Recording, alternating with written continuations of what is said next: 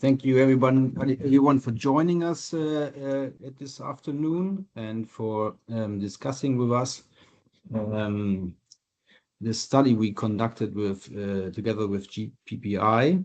Let me first thank also Katharina Lehner and all responsibles from platform Wiederaufbau Ukraine to offer us this space here to discuss the results of the study.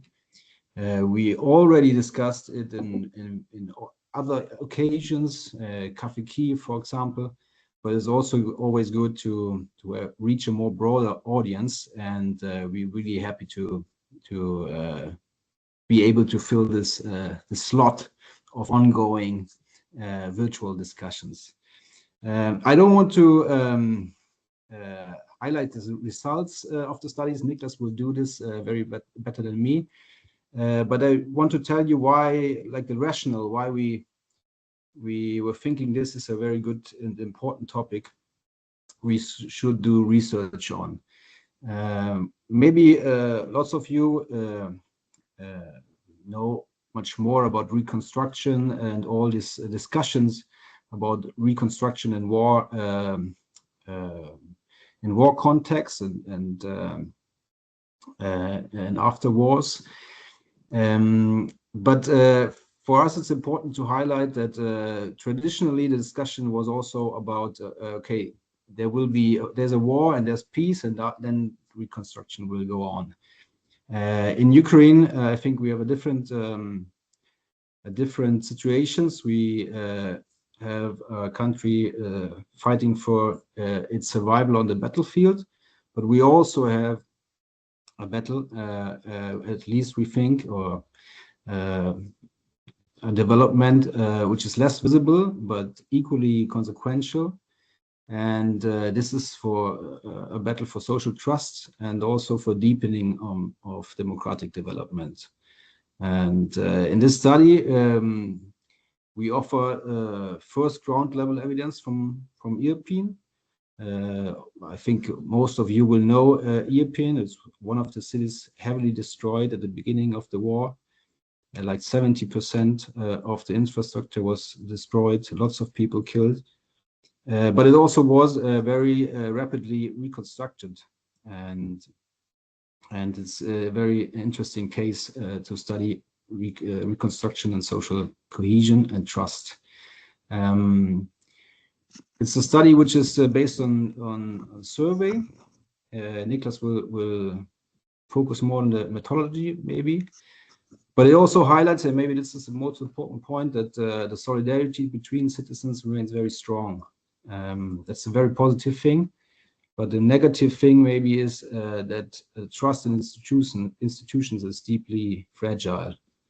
81% of residents perceive local authorities as the main beneficiaries of reconstructions, and over half distrust their ability to manage funds responsibly.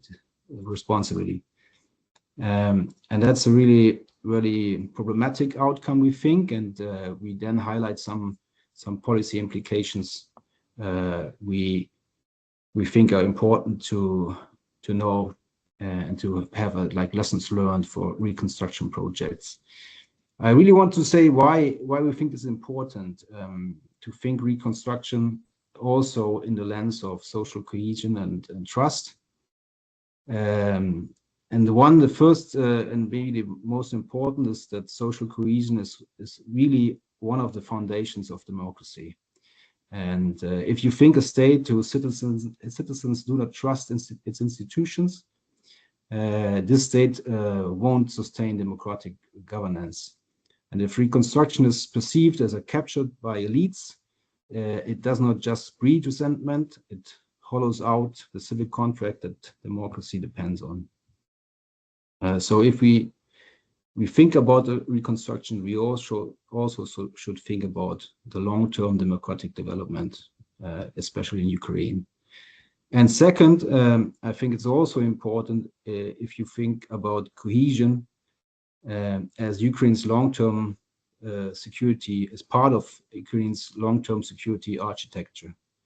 You can think that external threats can be met by weapons. That's true. There's lots of discussion about how the war is changing and so on, technological things.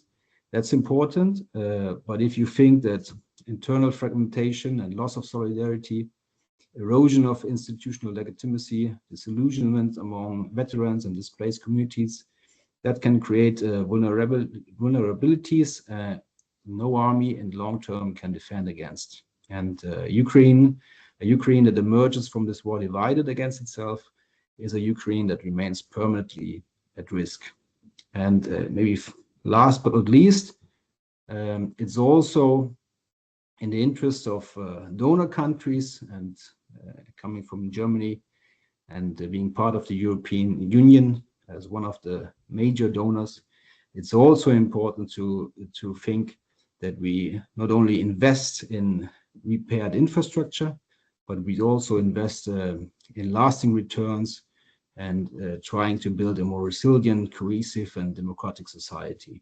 Yeah?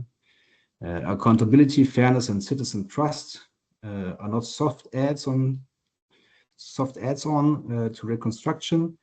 They are the precondition for everything else.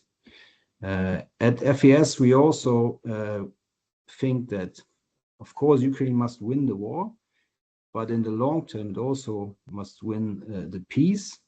And only if we can keep this in mind, we can think of Ukraine as a sovereign, independent, and above all, democratic country in the future. And this country all really desire. So let me hand on to Niklas for a more in-depth view on this study. And then hopefully we can have a very nice discussion later on. Thank you very much.